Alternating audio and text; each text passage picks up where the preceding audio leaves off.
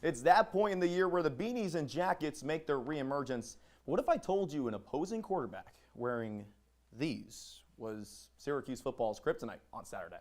Welcome into sports. I'm Trey Redfield. Fans were welcomed back with Jimmy Boeheim scoring the Orange's first 8 points en route to a 97-63 victory over Lafayette. After the game, it was this guy talking about his son's goods and bads in the win. Sunday brought a very impressive season-opening victory for Syracuse women's soccer. On Thursday, it brought a disappointing defeat.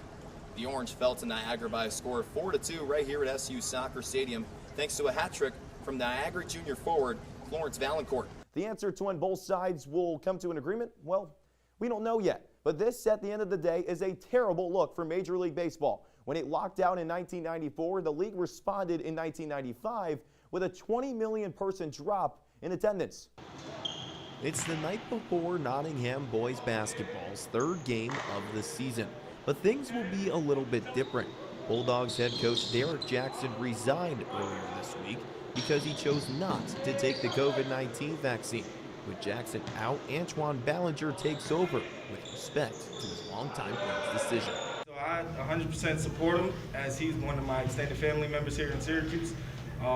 He is a firm believer on freedom of choice, and he felt like the vaccine mandate was taking away his choice of not receiving the vaccine. Ballinger takes over at a rough time.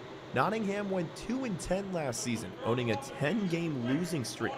With Jackson being forced to resign, players took another emotional toll this week. It was emotional, for sure, because D-Jack put a lot into us, put a lot into Coach Twan, but we're just moving forward from here. It's not going to be no different. Coach Jackson leaving just added more fuel to the fire. Coach Ballinger's head coaching tenure begins tomorrow night at Henninger at 5 o'clock. And even though Coach Jackson didn't want to take the shot, his former team still wants to honor him. This season will be dedicated to Coach Jackson, but I feel like it's time for Nottingham to bring back a sectional championship, and they want to do it for him in the school. That would be the least we could do for Coach Jackson and for Coach Twan. So that's definitely the end goal. Trey Redfield, NCC News. Syracuse football traveled to one of the most hostile college football environments on Saturday. Did the Orange sleep with one eye open, or did Virginia Tech grip its pillow tight?